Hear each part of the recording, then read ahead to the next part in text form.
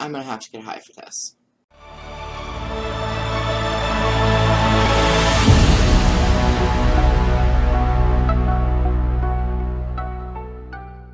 This is not story time with rabbits. This is not book porn. This is something a little different. Those of you who know me know that in July, on July 23rd, I am producing a benefit charity ball, a 1920s charity ball, for the American Foundation for Suicide Prevention. This is not just something I'm doing. This is something I actually feel rather strongly about. I'm going to give you a little bit of backstory here, just a tiny bit. In 2001, I had the most amazing friend. He was stupid. He was funny. He was the sweetest person that I'd ever met. And on December 31st, 2001, he hung himself. No matter how he reached that destination or what drove him to it, suicide was what he died from. For 16 years, I have been haunted by the fact that I could never do anything for him. I was young when he died, and I had just started doing events. In fact, the first really large charity event that I did was the night before he died. And it was surprisingly at the Urban Cobb, which is where the Memento Mori ball is. That's what this is about, the Memento Mori ball. Suicide affects everyone. It's not something that happens to other people. It's not something that other people have to deal with. It's something that you have to deal with. If it hasn't happened to you already, it will. Either you've been affected by it personally, or someone you know has been affected by it personally, or who knows, maybe you're the next statistic. You never know. And that's the problem with suicide, is that there is not enough education. There's not enough preventative education, especially. The best that most people can hope for is a call to a hotline that's not going to help them, that's just going to call the police on them and get them arrested. It's not going to do anything to help them. Most people that are suicidal are too gone at that time to know that they need help, to know that help will help. They look at help as being put in jail or being locked up in a hospital, and you know, they can't see clearly, obviously. I myself am a survivor of multiple suicide attempts. Most of them brought on because of losing my friend. A lot of them brought on for other reasons, but the majority of them brought on by losing him. I didn't know how to cope with that. Someone that you have in your life, and they're so much a part of your life and part of who you are, and then all of a sudden, they're just not there. And you're running around their apartment cleaning up all of their bongs and their pipes and all the paraphernalia and making sure that their parents don't see their house the way it was.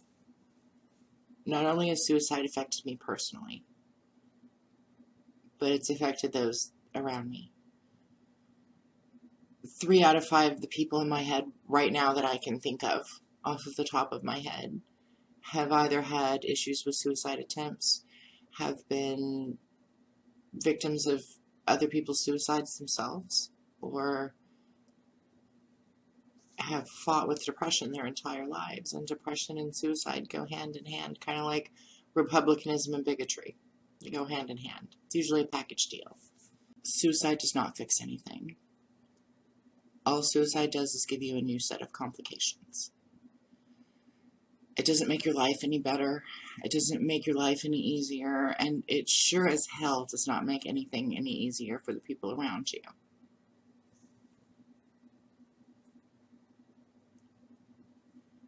My friend was Christopher Scott Kauffman. He died January 1st of 2001. And I've never stopped missing him. This memorial is for him. This is his memorial. To do now what I couldn't do for him then. To do the best that I can to let him know that I love him. And then I miss him. And that he always exists in my heart. As well as my mirror. If you're someone who's struggling with suicide or suicidal thoughts, please get help. Call your local suicide crisis line. Call the American Foundation for Suicide Prevention. Get help. Don't deal with it on your own. For those of you interested, Memento Mori Ball for Suicide Prevention is July 23rd, the Irving Cobb Ballroom at 600 Broadway in downtown Paducah. The ball starts at 8, afternoon tea, the Edwardian tea event, which I'm personally very excited about. That starts at 3 p.m. and goes until 5. And then at 8 p.m. the ball starts, and then at midnight when the ball is over, we have the VIP after party. So there's gorgeous 5-star catering, there's live entertainment, there's music, there's dancing, there's costumes, there's all kinds of stuff to buy. All of the charity proceeds go to the American Foundation for Suicide Prevention. It's a wonderful cause. It's worth it. It's worth coming out. The tickets are a little pricey, but it's a charity. They have to be. Our tickets are $35 for general admission for the ball, $25 general admission for the tea, or $100 for a VIP ticket to all 3 events, plus a swag bag and free catering, all kinds of stuff. So please come and check it out. You can, I will link right here the Facebook event page, so you can go and check it out. You can also check it out on my website, giabathory.com. It's under the Memento Mori section. I know this hasn't been a long video, and I know that it's been a little bit strange. I'm usually cracking jokes and playing with rabbits, but this is something very serious. This is something that changes lives, and this is something that can change your life, just like it did mine. I was 21. I had no idea it was going to happen. And the next day my life changed, and it hasn't been the same since. It can happen to you too. And it probably will with the way that statistics are going. And unless we do something about it, this epidemic is never going to go away. This epidemic will ravage us into the generations of the future. And then look what we're leaving them to deal with. The same cancer that we had to fight. I'll see you next time with book porn and story time with rabbits.